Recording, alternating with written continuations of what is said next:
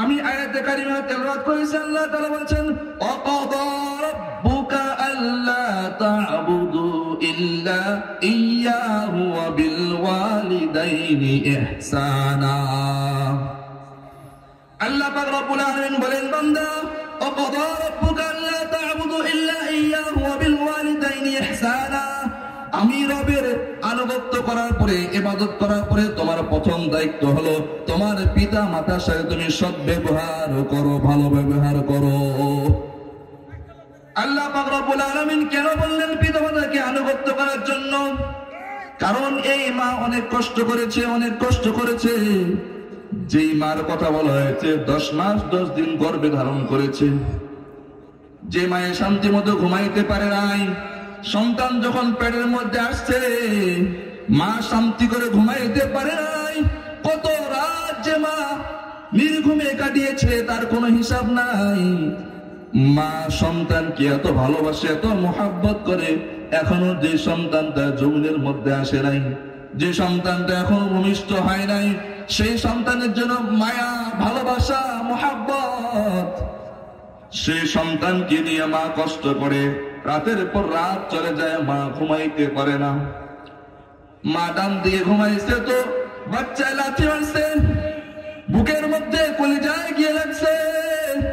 এরপর মা কিন্তু বলে না এই সন্তান আমি ফালাই দিব, এই সন্তান আমি নিব না, এ কথা কোনো মা বলে নাই। হাঁটতেও পারে না, ঘুমাইতেও পারে না, বসতেও পারে না, ভালো কিছু খেতেও পারে না, ঠিক মতো কাজ কাম করতে পারে না, মানুষের গালি শোনা লাগে। এই মায়া তো কষ্ট করেছে। যখন সন্তান দুনিয়াতে ভূমিষ্ঠ হলো, কলস কলস রক্ত বেরিয়ে গেছে, এরপরও কিন্তু মা বলে নাই আমি এ সন্তান নেব না, এ সন্তানকে আমি মেরে ফেলবো। দুনিয়ার কোন মা এটা বলে নাই। এই জন্য আল্লাহ তাআলা বলে, সন্তানেরা রে, আমি রবের ইবাদত করার পরে তোমাদের দায়িত্ব হলো তোমরা পিতা মাতার সাথে ভালো ব্যবহার করবা।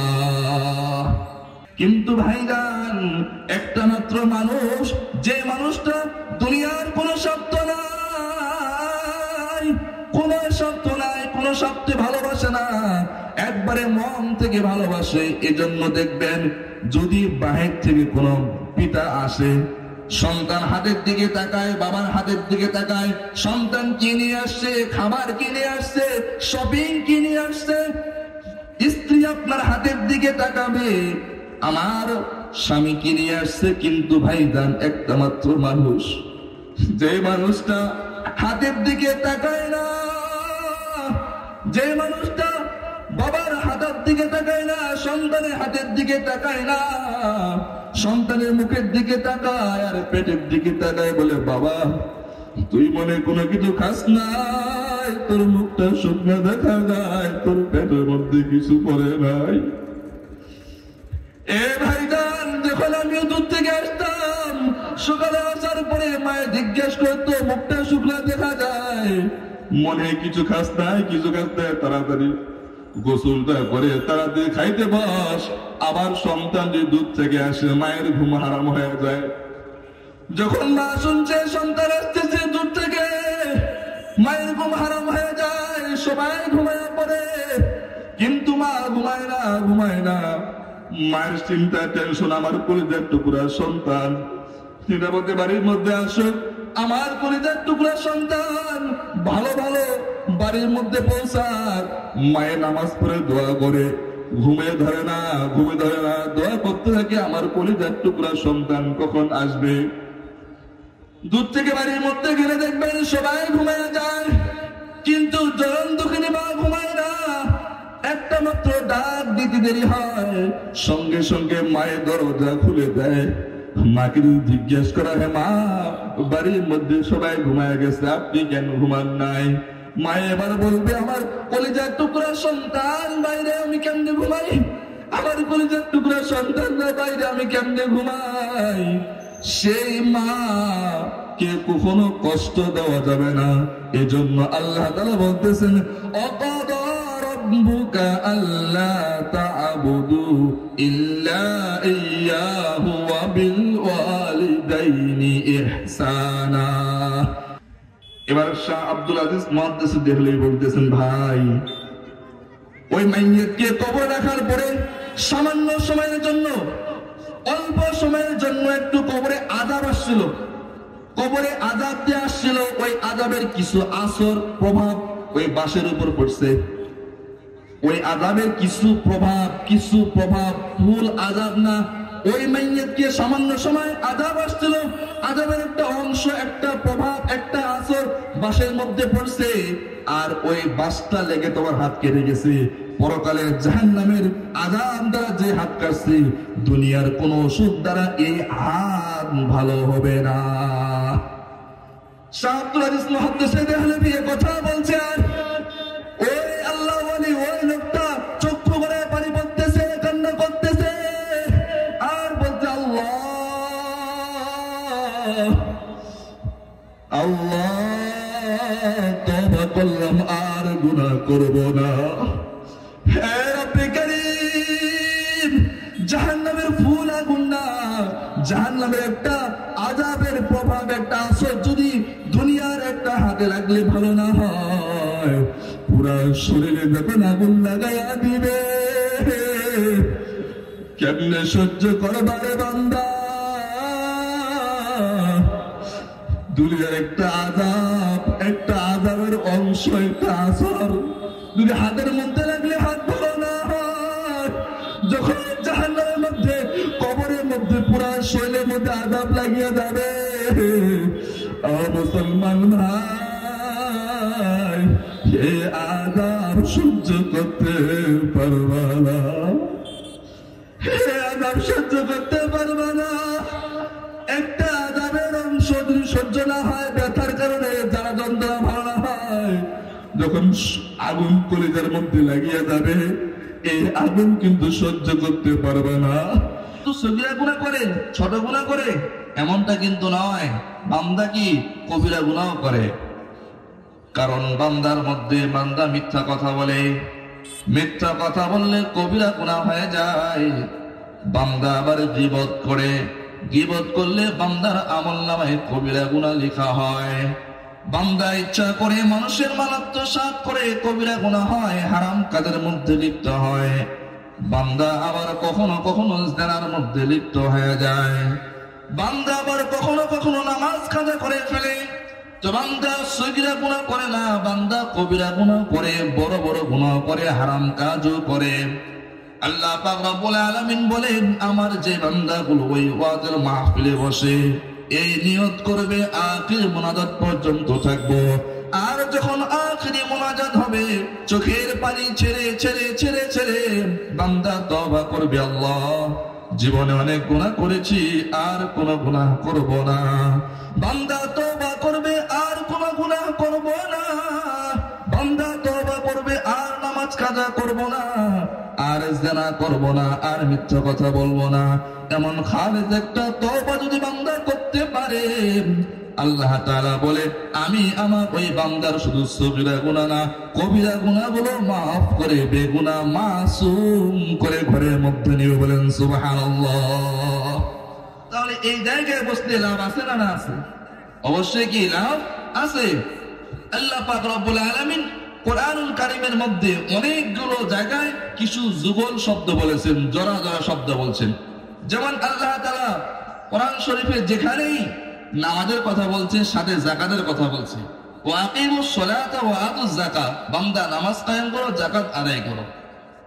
ঠিক এরকম কিছু যুগল শব্দ আল্লাহ তাআলা কথা বলছেন, যে যেখানে আল্লাহ তাআলা বলছেন যে ঈমানের কথা, সেখানে আবার নেক আমলের কথা বলছেন।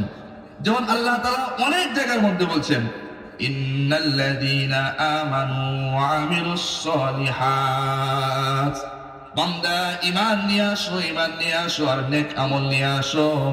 যদি বান্দা শিরক মুক্ত ঈমান আনতে পারো, আর নেক আমল করতে পারো, কানাত লাহুম জান্নাতুল ফিরদাউসি নুজুলা। আল্লাহ পাক রব্বুল আলামিন বলেন, বান্দা যদি শিরক মুক্ত একটা ঈমান আর নেক আমল আনতে পারো রে বান্দা, আমি আল্লাহ তাআলা তোমাকে সর্বোচ্চ জান্নাত, জান্নাতুল ফিরদাউসের মেহমান করে দিব। বলেন সুবহানাল্লাহ। ঈমানের কথা আসছে, একটু না বললেই নয়। ঈমান তো অবশ্যই শিরক মুক্ত একটা ঈমান হতে হবে। কারণ যে ইমানের সাথে শিরিক মিশ্রিত হবে এই ইমান আল্লাহর কাছে কবুল হবে না। যেমন এক বালতি দুধের মধ্যে বিষ পড়লে দুধটা খাওয়ার উপযোগী থাকে না, ঠিক তেমনি ভাবে বান্দার ইমানের সাথে যদি শিরিক মিশ্রিত হয়ে যায় আল্লাহ তাআলার কাছে এই ইমান কশিন কালো কখনোই কবুল হবে না, যদি ওই বান্দা দুনিয়া থাকা অবস্থায় তওবা না করে। এজন্য আল্লাহ তাআলা কুরআনুল কারীমের মধ্যে বলেন, ইন্নাল্লাহা লা ইয়াগফিরু আন ইউশরাকা বিহি ওয়া ইয়াগফিরু মা দুনা যালিকা লিমান ইয়াশা। এজন্য আল্লাহ তাআলা জানায়া দেয় বান্দা, ইন্নাল্লাহা লা ইয়াগফিরু আন ইউশরাকা বিহি, আমি আল্লাহ তাআলা কখনোই শিরকের গুনাহ মাফ করব না।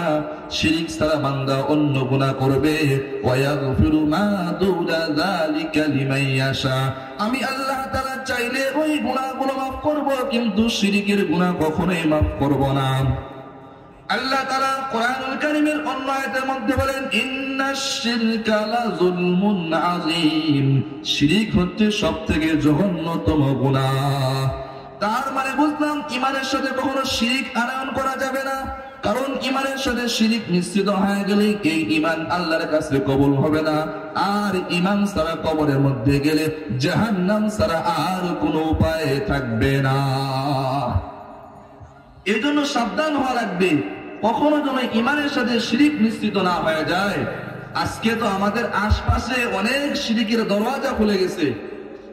মাজারে গিয়ে সেজদা করা, এই যে জিন্দাবির মাজার, মাজারে গিয়ে সেজদা করা শিরক, মাজারে গিয়ে মোমবাতি দেওয়া, আগরবাতি দেওয়া, সেন্নি দেওয়া, ছাগল মান্নত করা, মুরগি মান্নত করা, গরু মান্নত করা, সবগুলো শিরক। এগুলা কেউ এগুলা কাজ করবে, দুনিয়া থাকা অবস্থায় তওবা না করলে এই বেঈমান হয়ে মৃত্যুবরণ করবে।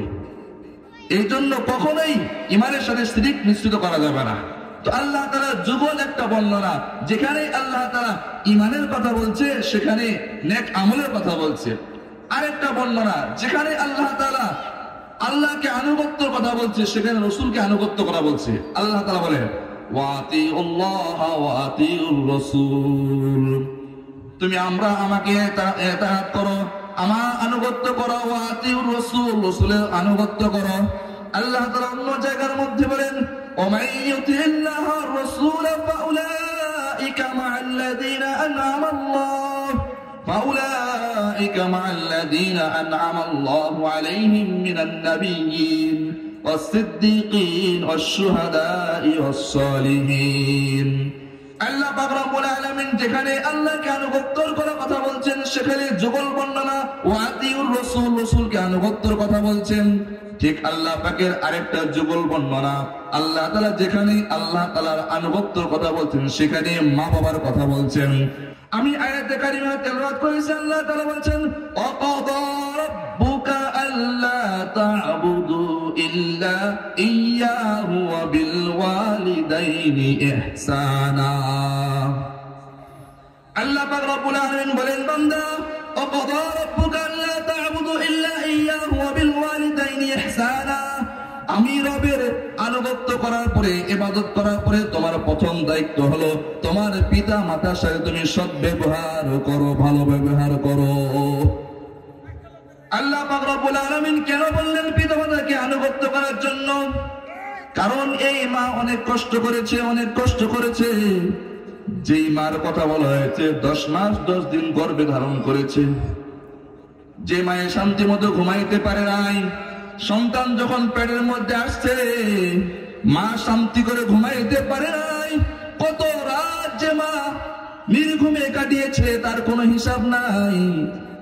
মা সন্তানকে এত ভালোবাসে, এত মোহাব্বত করে, এখনো যে সন্তানটা যৌনের মধ্যে আসে নাই, যে সন্তানটা এখনো ভূমিষ্ঠ হয় নাই, সেই সন্তানের জন্য মায়া, ভালোবাসা, মোহাব্বত, সেই সন্তানকে নিয়ে মা কষ্ট করে, রাতের পর রাত চলে যায়, মা ঘুমাইতে পারে না।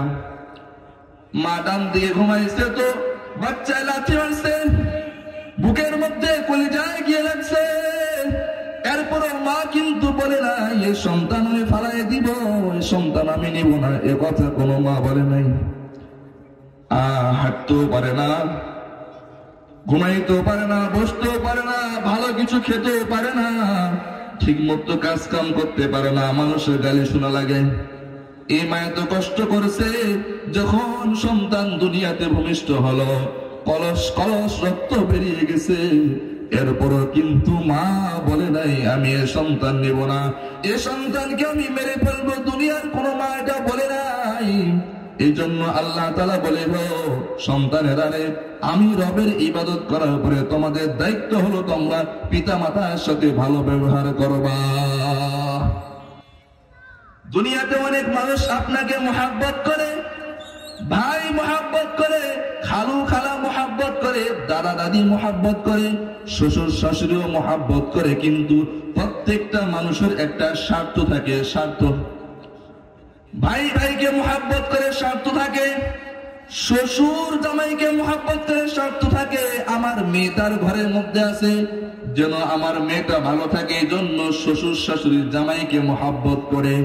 অন্য মানুষের অনেক উদ্দেশ্য থাকে মোহাব্বত করার পেছনে, কিন্তু ভাইজান একটা মাত্র মানুষ, যে মানুষটা দুনিয়ার কোনো স্বার্থ নাই, কোনো স্বার্থ নাই, কোনো স্বার্থে ভালোবাসে না, একবারে মন থেকে ভালোবাসে। এজন্য দেখবেন যদি বাহির থেকে কোনো পিতা আসে, সন্তান হাতের দিকে তাকায়, বাবার হাতের দিকে তাকায়, সন্তান কিনে আসছে, খাবার কিনে আসছে, শপিং কিনে আসছে, স্ত্রী আপনার হাতের দিকে তাকাবে, আমার স্বামী কিনে আসছে। কিন্তু ভাইজান একটা মাত্র মানুষ, যে মানুষটা হাতের দিকে তাকায় না, যে মানুষটা বাবার হাতের দিকে তাকায় না, সন্তানের হাতের দিকে তাকায় না, সন্তানের মুখের দিকে তাকায় আর পেটের দিকে তাকায়, বলে বাবা তুই মনে কোনো কিছু খাস নাই, তোর মুখটা শুকনো দেখা যায়, তোর পেটের মধ্যে কিছু পড়ে নাই।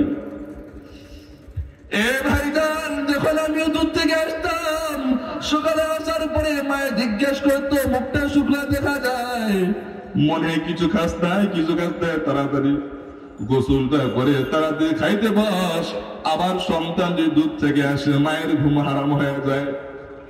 যখন মা শুনছে সন্তান আসতেছে দুধ থেকে, মায়ের ঘুম হারাম হয়ে যায়, সবাই ঘুমায় পড়ে, কিন্তু মা ঘুমায় না, ঘুমায় না।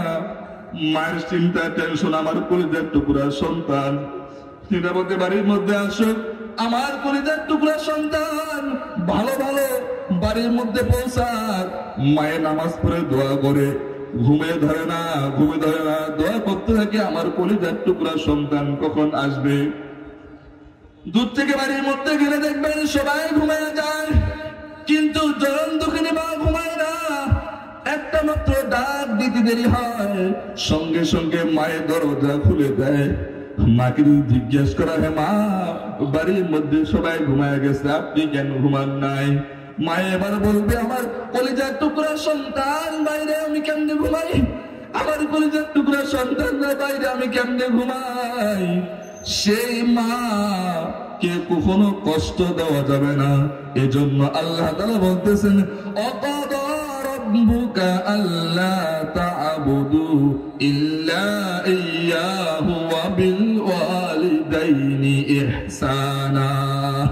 এ দুনিয়ার মানুষ, আমি রবের গোলামি করার পরে তোমাদের দায়িত্ব হলো পিতামাতার সাথে ভালো ব্যবহার করো। কেন কেন? তোমার মা তোমার জন্য অনেক কষ্ট স্বীকার করেছে। দেখবেন সন্তান যদি পাগল হয়, এরপরে মা কিন্তু ওই সন্তানের বদনাম করে না। সন্তান যদি চোর হয়, সন্তান যদি জানাকারো হয়, এরপরে কিন্তু মা ওই সন্তানকে খারাপ বলে না। এলাকার সমস্ত মানুষ সন্তানকে খারাপ বললেও ওই মা কখনোই সন্তানকে খারাপ বলে না।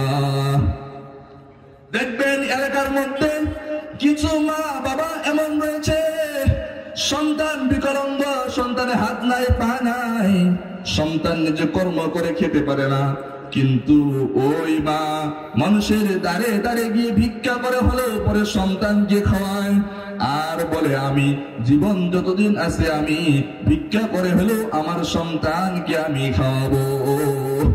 আল্লাহ তাআলা মা বাবার অন্তরের মধ্যে এই পরিমাণ মহব্বত দিয়েছে যে মা নিজে ছিঁড়া কাপড় পরতে রাজি, সন্তানকে পরাইতে রাজি না। মা নিজে একবার না খেয়ে থাকবে, সন্তানকে না খায় রাখতে রাজি না। বৃদ্ধাশ্রমে একজন সাক্ষাৎকার নিতে গেছেন। অনেকগুলো একজন মানুষ, অনেক বয়স্ক বৃদ্ধাশ্রমে আছেন। তাকে জিজ্ঞাসা করছে সাংবাদিক, ভাই আপনার কি, ও চাচা আপনার কি কোনো ছেলে সন্তান নাই? জি আছে। কয় কোথায়? কয় ঢাকায়। কয় আপনার খোঁজ খবর নেয় না? কয় ব্যবসা নিয়ে ব্যস্ত, আমার খোঁজ খবর নেওয়ার মতো, খেদমত করার মতো সময় তাদের নাই, এর জন্য আমি বৃদ্ধাশ্রমে চলে আসছি। এবার সাংবাদিক বলতেছে, যে সন্তান কি আপনাকে দেখতে আসে নাকি মাঝে মাঝে? কয় না, সময় নাই, ব্যবসা নিয়ে ব্যস্ত, দেখার সময় নাই। এবার সাংবাদিক বলতেছেন, এমন সন্তান দুনিয়াতে বেঁচে থাকার থেকে মরে যাওয়া ভালো। এ কথা বলছে, আর ওই পিতা বলতেছেন, মা বলতেছেন, না না না না না না, তুমি এই দোয়া করিও না।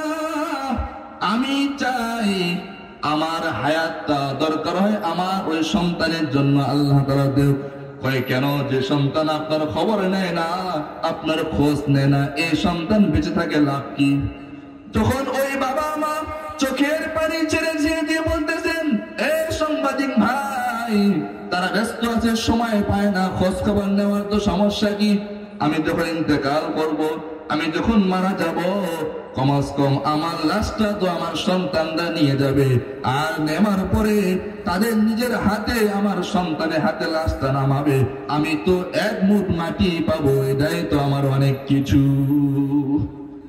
তার মানে কি বুঝলেন?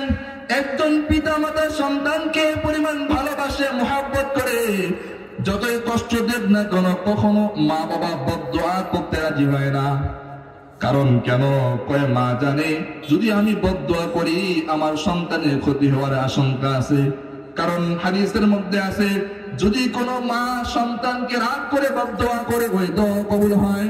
আবার কেউ যদি দোয়া করে, এই দোয়াও কবুল হয়। বলেন সুবহানাল্লাহ।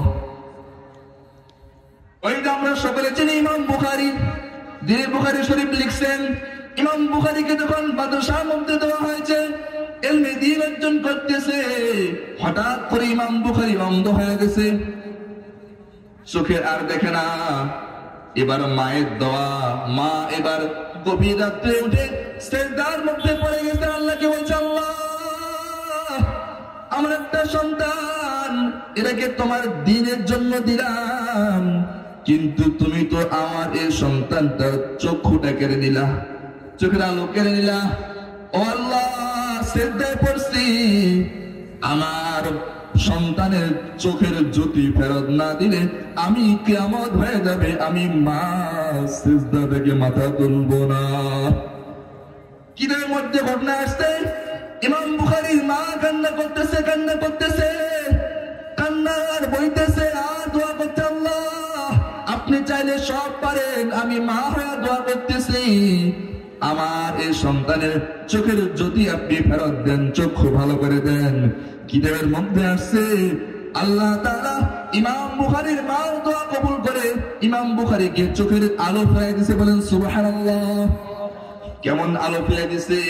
ইমাম বুখারী চাঁদের আলোতে কিতাব লিখছে। বলেন সুবহানাল্লাহ। এমন চোখের পাওয়ার আল্লাহ তাআলা ফেরত দিয়েছেন, বার্ধক্য অবস্থা ইমাম বুখারীর চোখে চশমা পড়া লাগে নাই, বিন্দু পরিমাণ চোখের জ্যোতিও কমে নাই। সুবহানাল্লাহ বিহামদি। আর দোয়া, মার দোয়া, এই মা যদি কখনো বদদোয়া করে, এই দোয়া আল্লাহর কাছে কবুল হয়ে যায়। এই জন্য মায়ের বদদোয়ার কারণে অনেক বড় আল্লাহ ওয়ালারাও এরাও ক্ষতির মধ্যে ক্ষতিগ্রস্ত হয়ে গেছে। এই মা, এই জন্য মায়ের বদদোয়া কখনো নেওয়া যাবে না। কারণ মা যে পরিমাণ কষ্ট করেছে, দুনিয়ার অন্য কোন মানুষ এই পরিমাণ কষ্ট করে নাই। হাদিসের মধ্যে আছে, আল্লাহ রাসূল সাল্লাল্লাহু আলাইহি ওয়াসাল্লাম যুদ্ধ করে আসতেছেন, পথিমধ্যে একটা মসজিদের মধ্যে সন্ধ্যা হয়ে গেছে, মসজিদের আশপাশে তাঁবু টানছেন, টানার পরে সাহাবা কেরাম নবীজি সহ সকলে আছেন। পাশে একটা কুড়িঘর দেখা যায়, একজন মহিলা এই চুলার মধ্যে রান্না করতেছে। বর্তমান সময়ের চুলাগুলো তো অনেক পরিপাটি, এই চুলার আগুন বাইরে বের হয়ে আসে না, গ্যাস সিলিন্ডারের আগুন, অনেক পরিপাটি চুলা, বাইরে আগুন বের হয়ে আসে না। কিন্তু তৎকালীন সময়ে তো এমন পরিপাটি চুলা ছিল না, খোলা মাঠে চুলা, আগুন ফুলকি বের হয়ে আসতো। অদূরেই সন্তানটা দুধের বাচ্চা বসে আছে, কিন্তু দেখা যায় ওই বাচ্চাটা যখন মাঠ থেকে দূরে আসছে, কান্না করতেছে, আগুনের দিকে আসতেছে, আবার মা সন্তানকে কোলে নিয়ে আবার ওই দিকে রাখে, একটু পরে ওই রান্না করতেছে মা, আবার সন্তানটা কান্না করে আগুনের দিকে চলে আসে, কিন্তু মা আবার ওই সন্তানকে বুকে নিয়ে আবার দূরের মধ্যে রেখে আসে। কেন কেন? যেন সন্তান এই আগুনের কাছে আসে, সন্তানের ক্ষতি না হয়ে যায়। সাহাবা کرام হতবাক হয়ে গেছেন, ইয়া রাসূলুল্লাহ, ইয়া হাবিবাল্লাহ, একজন মায়ের মুহাব্বত কি পরিমাণ সন্তানের উপর। আল্লাহ রাসূল সাল্লাল্লাহু আলাইহি ওয়াসাল্লাম বলেন, সাহাবীরা আমার, এই সন্তানের প্রতি মায়ের যে ভালোবাসা মুহাব্বত, এর থেকে লক্ষ কোটি গুণ ভালোবাসা মুহাব্বত আল্লাহ তাআলা তার বান্দার উপর করে। বলেন সুবহানাল্লাহ।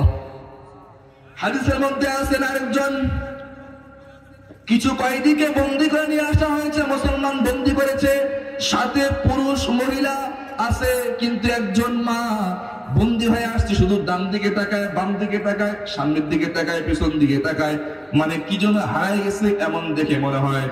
কিছু দূর যাওয়ার পরে দেখে একটা ছোট্ট বাচ্চা, ওই বাচ্চাকে দেখার পরে মা সঙ্গে সঙ্গে দৌড় দিয়েছে, নিজের জীবনের পরোয়া করে নাই যে আমি এখান থেকে দূরে গেলে তো আমাকে কতল করতে পারে, কারণ আমি তো জিম্মি, আমি তো বন্দী।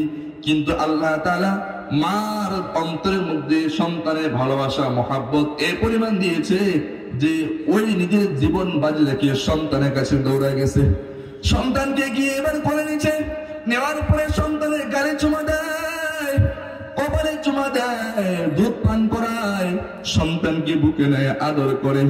সাহাবা کرام হতবাক হয়ে গেছে। সাহাবা کرام বলতেছেন, ইয়া রাসূলুল্লাহ, ইয়া হাবিবাল্লাহ, একজন মায়ের অন্তরে আল্লাহ তাআলা সন্তানের প্রতি এত পরিমাণ ভালোবাসা মহব্বত দিয়েছে।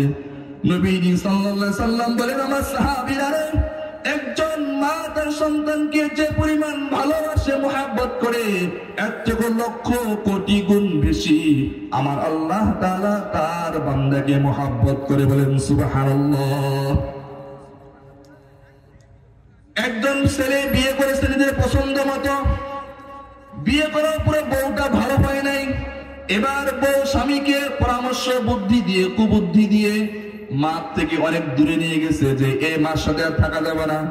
বর্তমান সময় বিয়ে হলেই পরে কিছুদিন যেতে না যেতেই বৌমা ওই বউ এমন ভাবে মিল দেয়, এমন ভাবে মন গলায় নেয়, মা বাবার থেকে বিচ্ছিন্ন করে কিনা বলেন, বিচ্ছিন্ন করে নিয়ে গেছে।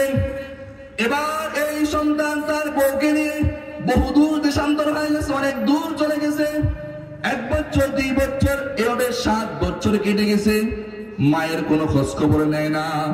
ওই বউ আর স্বামী স্ত্রী শ্বশুর বাড়িতে চলে গেছে, শ্বশুর চলে গেছে, সেখানে সংসার করতেছে। হঠাৎ করে আল্লাহ তাআলা কি কুদরত, আল্লাহ তাআলা ওই যুবকের এমন একটা রোগ দিয়েছে, যেই রোগের কারণে তার যৌবনতা নষ্ট হয়ে গেছে, যৌবন শক্তি নষ্ট হয়ে গেছে।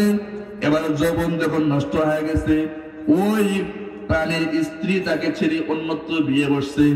এখন যখন অন্যত্র বিয়ে বসে গেছে, শ্বশুর বাড়ির লোক তাকে তাড়াইয়া দিছে, যৌবন চলে গেছে, বউ চলে গেছে, শ্বশুর বাড়ির চলে গেছে। এবার মনে পড়ছে, হায় রে হায়, ওই আমার বৃদ্ধা মা আমাকে কখনো ফালাই দিত না, যাই যাই দেখি আমার ওই মার কি খবর। কয় বছর পর, 7 বছর পর, যখন 7 বছর পর আসছে, আসার পর দেখে যেখানে ঘর ছিল সেখানে আর ঘর নেই, একটা বাগান হয়ে গেছে। এবার ওই বাগানের মালিককে জিজ্ঞাসা করে, মালিক, এখানে না 7 বছর আগে একটা ঘর ছিল, একটা মহিলা ছিল, একটা পুরুষ ছিল? বাগানের মালিক বলছে, হ্যাঁ ছিল ছিল, কিন্তু ওই মহিলার স্বামী এমন রোগে আক্রান্ত হয়েছে, এই রোগের চিকিৎসা করতে করতে ঘরের বাড়ি ভিটা বিক্রি করে ফেলছে, বিক্রি করার পরও সুস্থ করতে পারে নাই, ভালো হয় নাই। এই সন্তান বলতেছেন, ওই যুবক যুবতীরা কই থাকে, ওই মা বাবা কই থাকে? বলে যে ওই পুরুষটা তো মারা গেছে, ইন্তেকাল হয়ে গেছে। তাহলে ওই মহিলাটা এমন একটা সন্তান জন্মগ্রহণ করেছেন, যে সন্তানটা নাফরমান সন্তান, এটা বেঈমান সন্তান, যে সন্তানটা তার মাকে রেখে তার বাবাকে রেখে শ্বশুরালয়ে চলে গেছে, কোনো খোঁজ খবর নেয় না।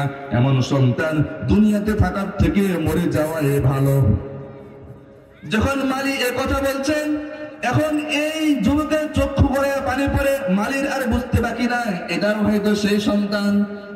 এখন ওই মালিককে বলতেছেন, ভাই একটু বলো না ওই বৃদ্ধা মহিলাটার অবস্থা কোথায়, এখন কোথায় থাকে? ওই মালিক বলছে, অমুক গ্রামে অমুক জায়গার মধ্যে মানুষের বাড়ির মধ্যে, মানুষের ঘরের মধ্যে, একটা ঘর পিটার মধ্যে বসবাস করে, সারাদিন ভিক্ষা করে আর রাত্রিবেলায় ঘরের মধ্যে থাকে। এই যুবক যাওয়ার দেখতে দেখতে সন্ধ্যাবেলা হয়ে গেছে।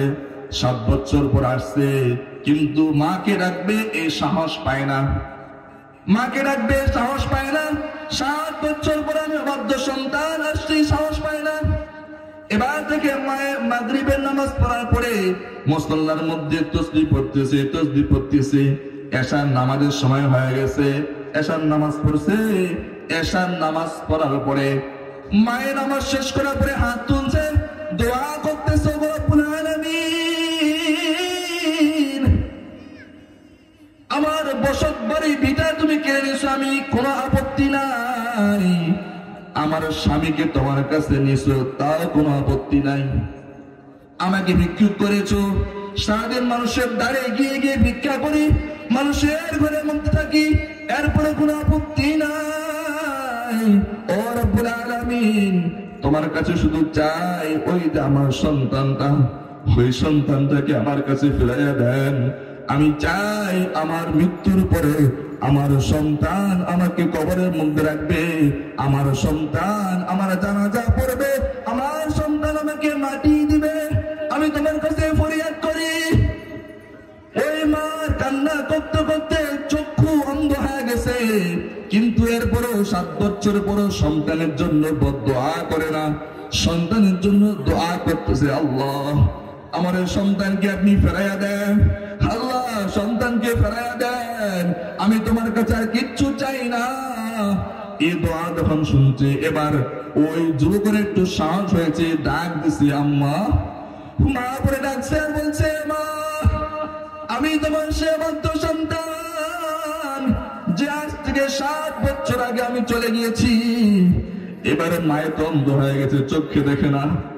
মায়ে এবার অন্ধ চোখে বলছে, বাবা আমার তো চোখে দেখি না, আমার কাছে আয়, আমার বুকে আয়, তোকে একটু আদর করে একটু চুমা খাই, তোর গালে একটু চুমা খাই। ও বাবা, আল্লাহ তাআলা আমার দোয়া কবুল করেছে, আমার হারিয়ে যাওয়া সন্তানকে আমার কাছে ফিরিয়ে দিয়েছে। এবার সন্তান, ওই মা সন্তানকে বুকে নেয়, সন্তানকে চুমা খায়, একবার কপালে চুমা খায়, একবার গালে চুমা খায় আর আদর করে। এই জন্য আল্লাহ তাআলা বলে, বান্দা আমি মায়ের অন্তরে এই পরিমাণ ভালোবাসার মহাব্বত দিয়েছি যে সন্তান যত খারাপ হোক না কেন, মা কখনো বদদোয়া করে না। কিয়ামত পর্যন্ত যতদিন হায়াত থাকে সন্তানের জন্য নেক দোয়া করে। বলেন সুবহানাল্লাহ। এই জন্য আল্লাহ তাআলা বলে, ওয়াকাদা রাব্বুকা আল্লা তা'বুদু ইল্লা ইয়্যাহু ওয়া বিল ওয়ালিদাইনি ইহসানা। এই দুনিয়ার মানুষেরা আমি রবের আনুগত্য করার পর, গোলামি করার পর তোমার দায়িত্ব হলো তোমার পিতা মাতার সাথে তুমি সৎ ব্যবহার করবা। আল্লাহ রাসূল সাল্লাল্লাহু আলাইহি সাল্লাম এভাবে আল্লাহর ভালোবাসা বোঝার জন্য বারবার মায়ের উপমা দিয়ে বুঝাইছেন আমার সাহাবীরা। আল্লাহ তাআলা একজন মা তার সন্তানকে যে পরিমাণ ভালোবাসে, মহব্বত করে, একজন সন্তান তার মাকে যে পরিমাণ ভালোবাসে, মহব্বত করে, এর থেকে লক্ষ কোটি কোটি গুণ বেশি আমার আল্লাহ তাআলা তার বান্দাকে মহব্বত করে। বলেন সুবহানাল্লাহ। কেমন মহব্বত করে আল্লাহ তাআলা তার বান্দাকে? আল্লাহ তাআলা চায় না কোন একটা উম্মত, কোন একটা বান্দা যেন জাহান্নামে যায়। এই জন্য হাদিসের মধ্যে আছে, দুইজন বান্দার আমলনামা মাপা হবে, সর্বশেষ এর আমলনামা মাপা হবে, কিন্তু আমলের পাল্লাটা হালকা হয়ে যাবে আর গুনার পাল্লাটা ভারী হয়ে যাবে। সঙ্গে সঙ্গে ফয়সালা হবে, জাহান্নামে যাও, জাহান্নামে যাও। আল্লাহ তাআলা এই দুই বান্দাকে বলবে, যাও যাও যাও যাও জাহান্নামে যাও। এই কথা বলার সাথে সাথে ওই বান্দা দুজন জাহান্নামের দিকে ছুটতে থাকবে। কিন্তু একজন বান্দা জাহান্নামের দিকে ছুটতে থাকবে, জাহান্নামের দিকে ছুটতে থাকবে, কিন্তু বারবার পিছন দিকে তাকাবে, আল্লাহর আরশের দিকে তাকাবে, আল্লাহর দিকে তাকাবে, আবার জাহান্নামের দিকে ছুটবে, আবার তাকাবে। আল্লাহ তাআলা এবার বলবে, বান্দা থাম থাম, তোকে না বললাম জাহান্নামে যাওয়ার জন্য, কিন্তু তুই জাহান্নামে যাচ্ছস, আবার পিছন দিকে কি তাকাস? এবার ওই বান্দা বলবে, আল্লাহ আপনি রহমান, আপনি রহিম, আপনি দয়ালু, আমার মনে চায় যদি আল্লাহ তাআলা আমাকে একটু রহম করেন, যদি আল্লাহ তাআলা একটু দয়া করে, এর জন্য আমি জাহান্নামের দিকে যাচ্ছি, আবার বারবার আপনার দিকে তাকাচ্ছি। আল্লাহ তাআলা তার বান্দাকে কি পরিমাণ মহব্বত করে ভালোবাসে। আল্লাহ তাআলা বলবে,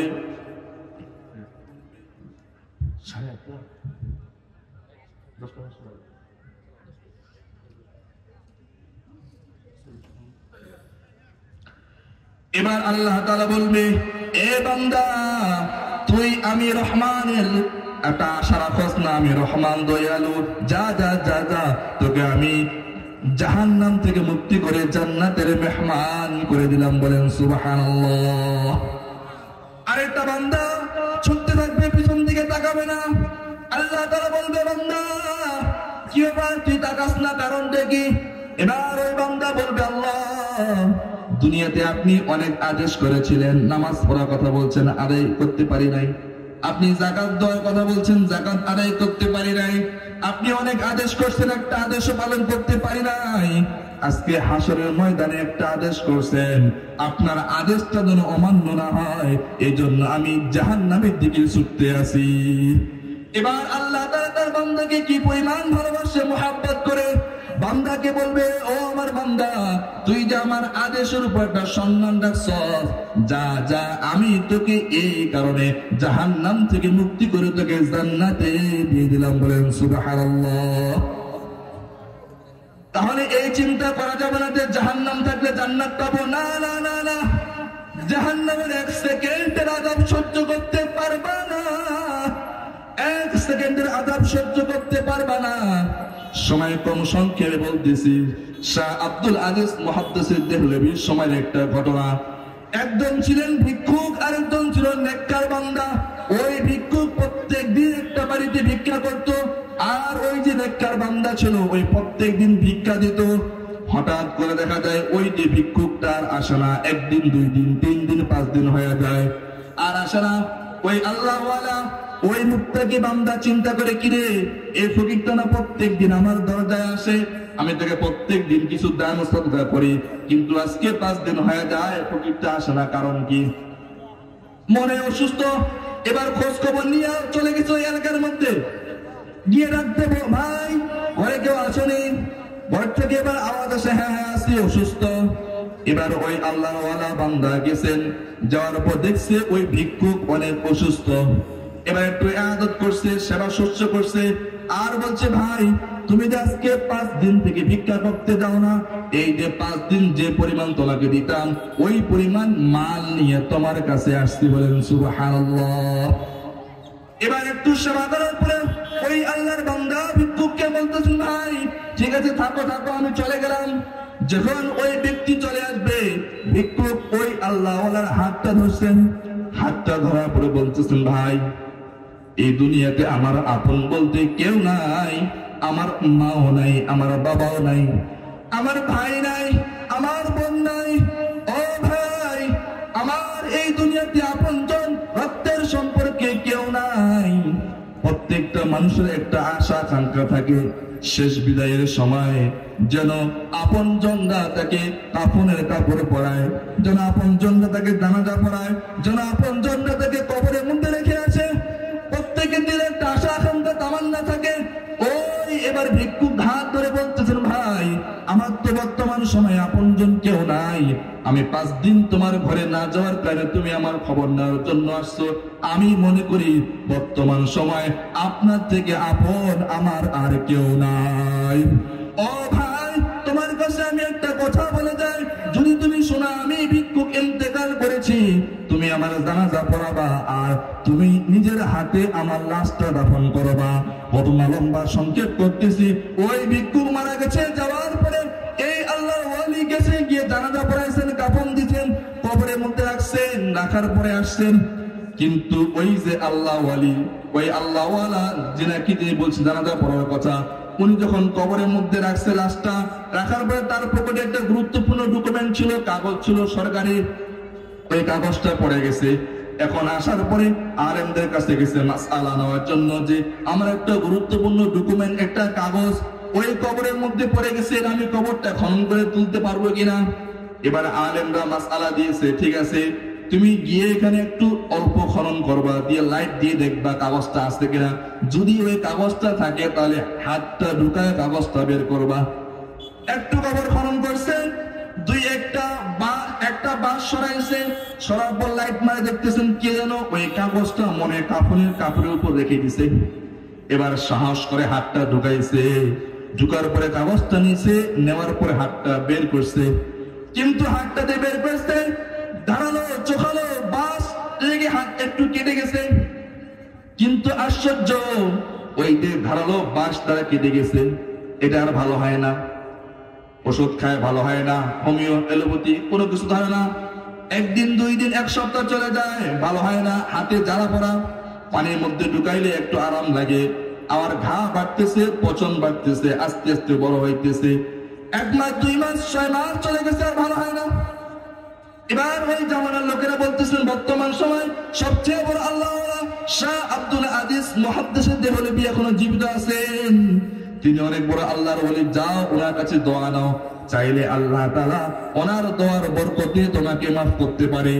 এই ব্যক্তি এখন চলে গেছেন শাহ আব্দুল আজিজ মুহাদ্দিসের দেহলভীর কাছে।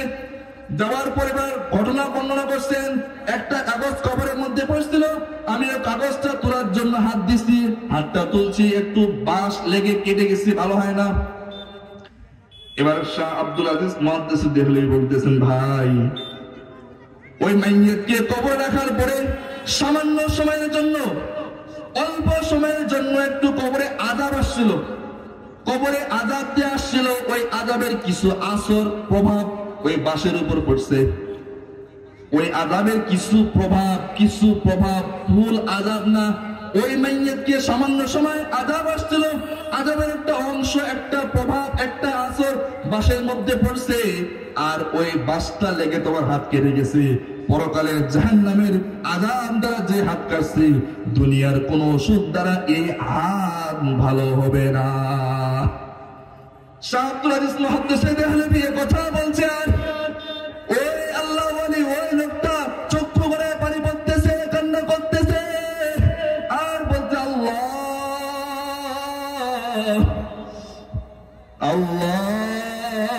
তওবা করলাম, আর গুনাহ করব না।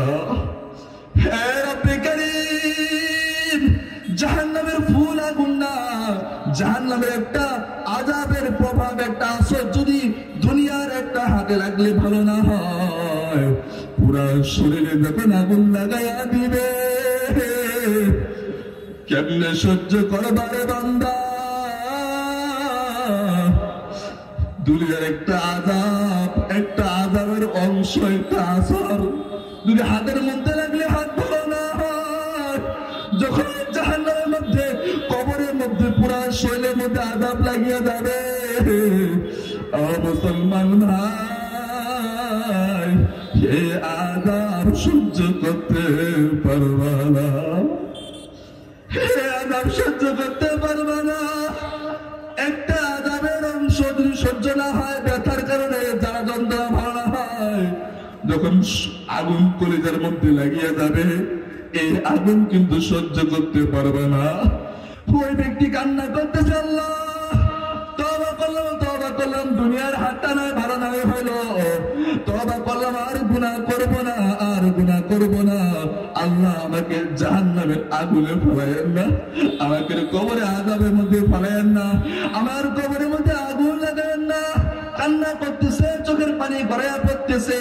শাহ আব্দুল আজিজ মুহাদ্দিস দেহলভী ওই চোখের পানিগুলো নিয়ে ওই কাটার মধ্যে আশপাশে লেগে দিছে। লাগতে দেরি, সঙ্গে সঙ্গে হাতের যন্ত্রণা দ্বারা যন্ত্রণা ভালো হইতে দেরি হয় না। বলেন সুবহানাল্লাহ। এবার শাহ আব্দুল আজিজ মুহাদ্দিস দেহলভী বলতেছেন, ও আমার ছাত্ররা, তোমরা এটা আমার কেরামত মনে করিও না, আমার কেরামত না। আরে যেই চোখে আল্লাহর ভয়ে কান্না করে, এই চোখের আগুন দ্বারা তো জাহান্নাম নিভে যায়। তো এই চোখের পানি দ্বারা দুনিয়ার সামান্য আযাব কি আল্লাহ কমাবে না? সুবহানাল্লাহ।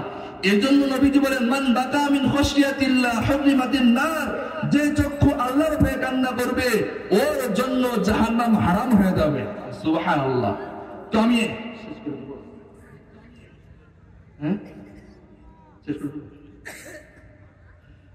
তাহলে যে আগুন যে জাহান্নামের আযাবকে থামায় দেয়, সেই চোখের পানি দ্বারা দুনিয়ার আযাবও থামাবে।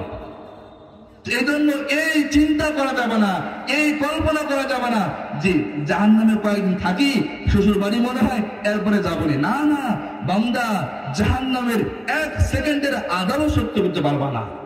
তো আল্লাহ তাআলা বলতেছেন, অকাদা রাব্বুকা আল্লা তা'বুদু ইল্লা ইয়্যাহু ওয়া বিল ওয়ালিদাইনি ইহসানা। এ বান্দা, আমি রবের গোলামি করবা। আমার গোলামি করার পরে তোমার দায়িত্ব হলো পিতা মাতার সাথে সদ্ব্যবহার করবা। যদি পিতা মাতা অসুস্থ হয়ে যায়, সেবা করবা।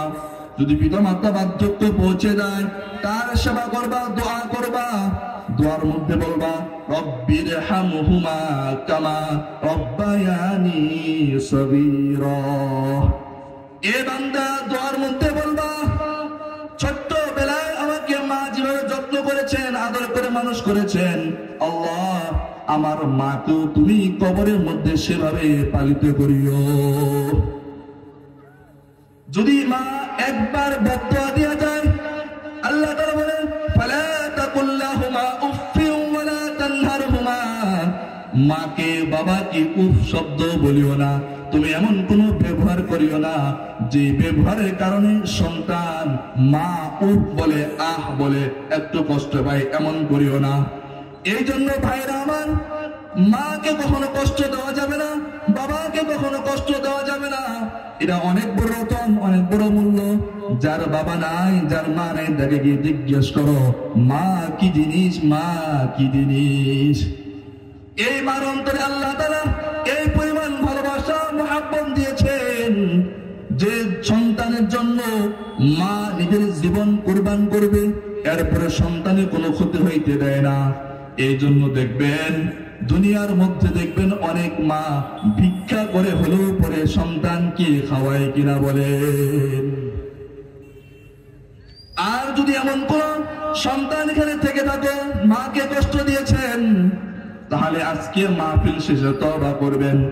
তওবা করে মায়ের পা দুখানা জড়িয়ে ধরে কান্না করে বলবেন, মা কষ্ট দিয়েছি রে, মা কষ্ট দিয়েছি, ও মা আমাকে মাফ করে দাও, মাফ করে দাও, আর তোমাকে কষ্ট দিব না।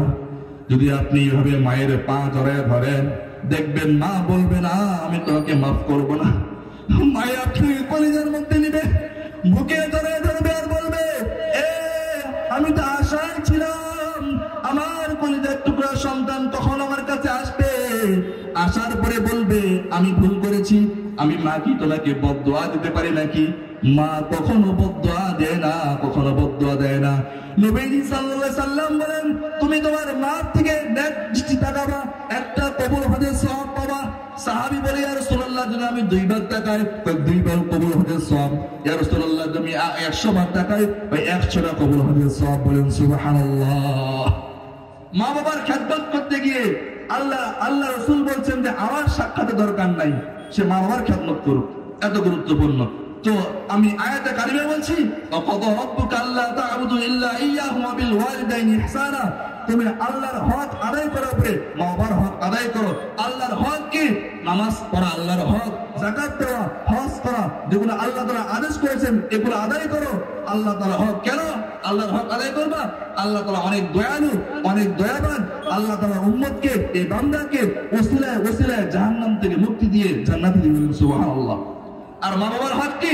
মা বাবার সেবা করা, খেদমত করা, যার পিতা মাতা বেঁচে আছে, বেঁচে নাই, মারা গেছে, তার জন্য দোয়া করা, এবং তার সহপাঠী যারা আছে, খালা আছে, অন্য যারা আছে, এদেরকে দেখভাল করা, খোঁজ খবর নেওয়া। আল্লাহ পাক রব্বুল আলামিন আমাদের সবাইকে আল্লাহ তাআলা হক পাশাপাশি পিতা মাতার হক আদায় করার তৌফিক দান করুন। আমিন। ওয়া মা আলাইনা ইল্লা বালাগ। আসসালামু আলাইকুম ওয়া রাহমাতুল্লাহি ওয়া বারাকাতুহু।